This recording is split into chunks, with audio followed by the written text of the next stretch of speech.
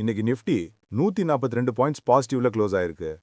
நம்ம ஷார்ட்ஸ்ல சொன்ன மாதிரி ட்ரேட் எடுத்தவங்களுக்கு நல்ல ப்ராஃபிட் கிடைச்சிருக்கும். பேங்க் நிஃப்டி 316 பாயிண்ட்ஸ் பாசிட்டிவ்ல க்ளோஸ் ஆயிருக்கு.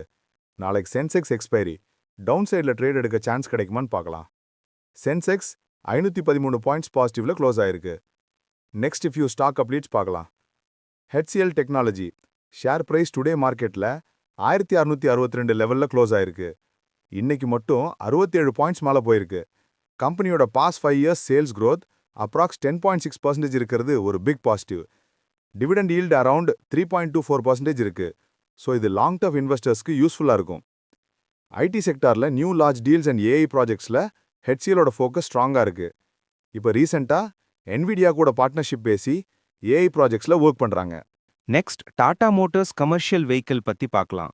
இந்த கமர்ஷியல் வெஹிக்கிள் ஷேர்ஸ் 325 ரேஞ்சில் ட்ரேட் ஆகிட்டு இருக்கு.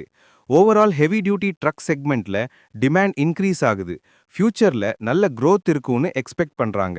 டாடா சிவி இந்த எலக்ட்ரிக் கமர்ஷியல் வெஹிக்கிள் செக்மெண்ட்ல தனியா ஃபோக்கஸ் பண்றது நெக்ஸ்ட் பிக் திங்கா இருக்கும். Share price after 5 to 7 years நல்ல growth இருக்கும்னு எக்ஸ்பெக்ட் பண்ணலாம். நெக்ஸ்ட் சவுத் இந்தியன் பேங்க் பத்தி பார்க்கலாம். பேங்கிங் செக்டார்ல இருந்து சவுத் இந்தியன் பேங்க்ல அப்டேட் பார்க்கலாம். ஸ்டாக் 52 வீக் ஹைல ட்ரேட் ஆகிட்டு இருக்கு. சவுத் இந்தியன் பேங்க் ஸ்டாக் ஒரு ஸ்ட்ராங் புல்லிஷ் அப் ட்ரெண்ட்ல இருக்கு.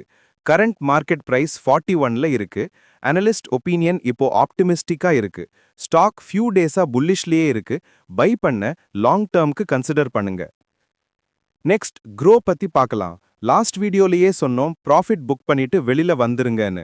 இன்னைக்கே ஷேர் பிரைஸ்ல ஒரு நல்ல டவுன் சைட் மூவ்மெண்ட் இருந்துச்சு. ரொம்ப ரிஸ்க் எடுக்க வேணாம். பெட்டர் ப்ராஃபிட்டை புக் பண்ணிட்டு எக்ஸிட் ஆகிருங்க.